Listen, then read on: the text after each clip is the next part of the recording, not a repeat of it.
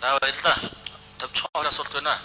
За би зарчмын хувьд оруулж ирж байгаа энэ асуудлыг дэмжиж байгаа. Энэ зөв-зөвтэй дэд боловсролыг бодлогоор дэмжиж явах нь хамгийн оновчтой зүйл гэж бодож байгаа.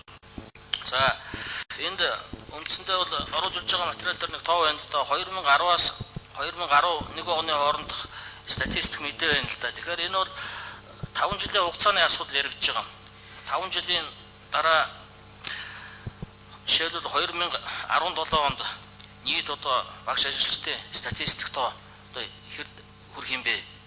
Үүнтэйгээ уялдуулаад энэ хөрөнгө оруулалтын мөнгөний хэмжээ одоо хэр зэрэг өсөх вэ гэдэг ийм алсын статистик судалгаа тоо байна уу гэнд. За нэгдүгээр асуулт. За хоёрдугаар асуулт. Төрөөс дэд боловсролыг дэмжихэд бол асар их анхаарч байна.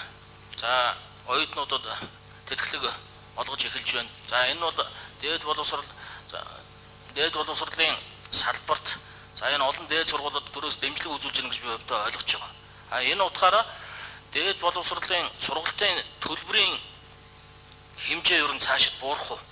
Дэмжиж байдаг ер нь дэмжсэн хэрээр төлбөр нь өсөж яваад ах уу? Ер нь ямар бодолтой байна вэ? Та үүнд хариулна уу? За. Томбер. За баярлалаа гүшүүний асуултанд хариулъя. Ер нь дэд боловсролын байгууллагт ажиллаж байгаа ажлагчдын тоог 5 жилийн дараа ч гэдэг юм 2017 он ч гэдэг юм бид нэр төсөөлж төлөвлөсөн тооцсон зүйл бол байхгүй. Цаашдаа бол тоо нь өсөхгүй гэсэн ийм зүгээр бодол байгаа. За сургалтын төлбөр буурах уу гэж байна. Сургалтын төлбөрийг бол төрийн өмчийн ихтэй сургуулиудын сургалтын төлбөрийг бол инфляцийн түвшнээс дээш гаргахгүй сүүлийн 4 жил барьж байна. Энэ утгаараа бол сургалтын төлбөр инфляцийн түвшинтэйг нэгдсэн өсөлт явж байгаа. Буурах уугүй би буурахгүй бах уу гэж бодож байна. Жишээлбэл одоо манайх бол олон улсын хэмжээнд олгож байгаа боловсролтойгоо харьцуулах юм бол 30-аас 40 дахин бага төлбөр авж байгаа.